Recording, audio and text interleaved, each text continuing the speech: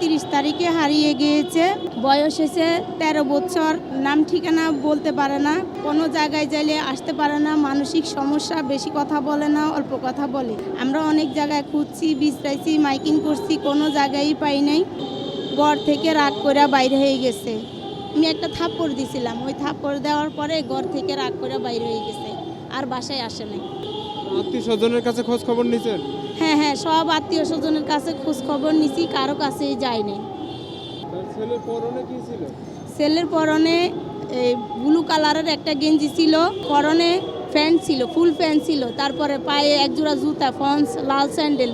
ওই স্যান্ডেল হারাই ফেলছে, ওই স্যান্ডেল নাই, খালি পায়ে ছিল।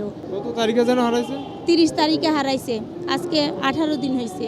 ওর আব্বু ফার্নিচারের কাজ করে, কাঠের জিনিসপত্র বানায়, চরে জি। ওর আব্বু অনেক খুঁজছে, পাও ব্যথা হয়ে গেছে, পাও ফুলে গেছে, বাইর হইতে পারে নাই। আমার ভাই নিয়ে আসছি। আমার ছেলের বয়স হচ্ছে 13 বছর। তারপরে মানসিক সমস্যা আছে, অল্প কথা বলে, বেশি কথা বলতে পারে না, দূরে কোথাও যাইলে নাম ঠিকানা বলতে পারে না, ওইখান থেকে আসতে পারে না। আমার বাসা হয়েছে জাউলাহাটি চৌরাস্তা, নূর মেম্বর বাসার সামনে, শহীদ কাউসার রোড, আকশা জমে মসজিদের সামনে আমার বাসা। তারপরে আমার মোবাইল নাম্বার দেওয়া আছে নিচে, মোবাইল নাম্বার নিচে বিজ্ঞপ্তির নিচে দেওয়া আছে। যদি কোনো সহৃদয়বান ব্যক্তি আমার ছেলেটিকে পেয়ে থাকেন, এই নাম্বারে যোগাযোগ করবেন। আমার ছেলে 3 দিন ধরে রাগ করে আছে, শুধু কান্না করে, কথা বলে না। তা আমার ছোট ছেলে বলতেছে, আম্মু ভাইয়া মনে হয় ভালোই গেছে, ভাইয়া দেখি কিছু বলে না। পরে ওই আমার ছেলের মোবাইল ছিল, মোবাইলটা নষ্ট হয়ে গেছে। তোর আব্বু বলছে ছেলেটা যাতে এরকম মানসিক সমস্যা, আর মোবাইল দিয়ে ঘরে রাখতে হইব, মোবাইলের ইতে নইলে হয় বাইরে মুড়ে যদি হারাই মুড়ায় জায়গা আমরা যদি আর না পাই।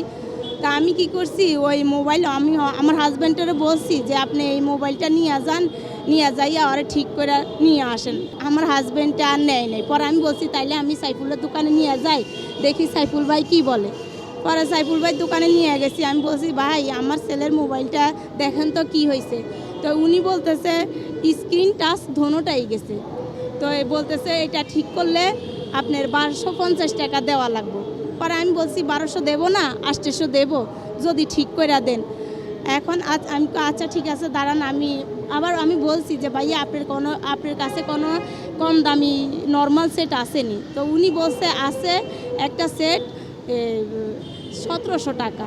আমি বলছি আচ্ছা ঠিক আছে আপনি থাকেন, আমি আমার হাজব্যান্ডের যাই বাসায় বলি।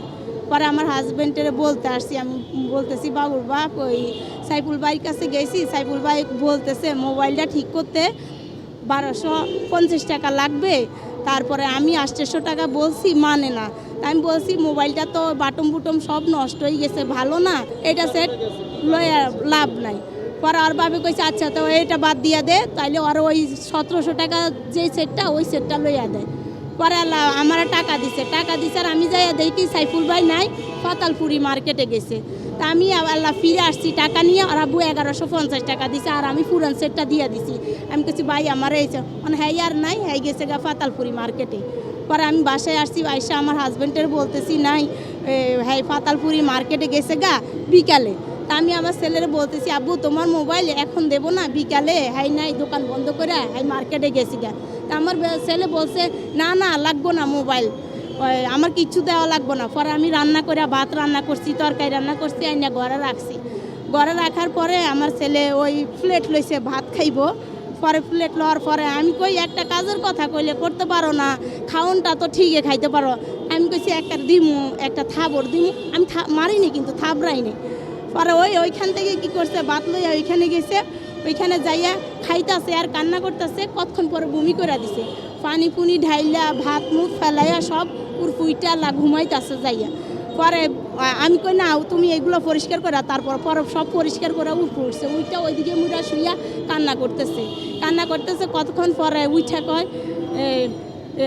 আমি কই মোবাইল আইনা তুমি এমন করো না, মানে আমার খারাপ ভাষা আর কমেন্ট এগুলো করতেছে, মানে মাথার ব্রেনটা কাজ করে না, ভুইলা যায়।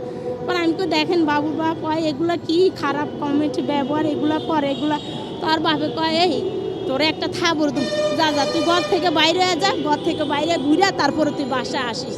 পরে 3টার পরে 3:30 বাজে ঘর থেকে বাইরে হয়ে গেছে, পরে আর আসে নাই। পরে আসে না আমি ভাবছি আমার ছেলে হারাইব না বা কোথাও আছে, একটু পরে আইসা পড়বো। এখন দেখি কি 10টা বাজে গেছে। 10টা বাজার পরে আমগো বাড়িয়াল নিই, তারপরে পাশের বাড়িতে আমরা সবাই ওরে খুঁজতে বাইরেছি, কোনো সব বাচ্চা পোলা পাইন্ডে দেখি, ওরা দেখি না। পরে আলা সব জায়গায় আমি খুঁজে আমার হাজব্যান্ডের আবার ফোন দিচ্ছি। আমি দেখেন আলামিন কোথায় জানি গেছে, আলামিনরা পাইতাছি না। এখন কয়টা বাজে? আমি 10টা বাজে। আরও 2 ঘন্টা দেখ আইসা পড়বো। আমি কোত্থেকে আসবো? আসলে তো আরও আগেই আসতো। তাও আমি খুঁজতেছি। পরে আমি মাইক নিছি, 1টা বাজে গেছে মাইক নিছি। এখন আমি বলতেছি ভাই মাইক নিয়ে তো এখন কাম নাই, সবাই তো ঘুমাইবো, আমি তো কেউ শুনবো না কিছু, তাহলে আমি সকালে নিব।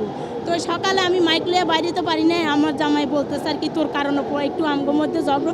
পরে বিকালে আবার মাইক লিয়ে বাইরেছি, পাই নাই। এরপরে আবার মাইকিং করছি, পাই নাই।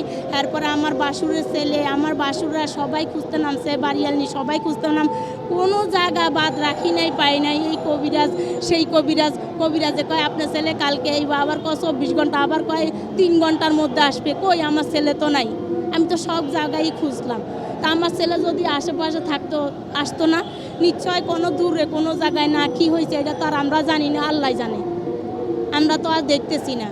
আপনাদের কাছে আসছি, আপনারা দয়া করে কারো হাতে যদি পড়ে আমার ছেলেটা, কেউ নাম্বার দেখা ঠিকানা দেখা যদি কেউ সহায়তান ব্যক্তি পেয়ে থাকে, যদি বলে ছেলেটা এই জায়গায় আছে, এই নাম্বারে ফোন দিলে আমরা ওইখান থেকে নিয়ে আসবো, সেজন্য আপনাদের কাছে আসছি।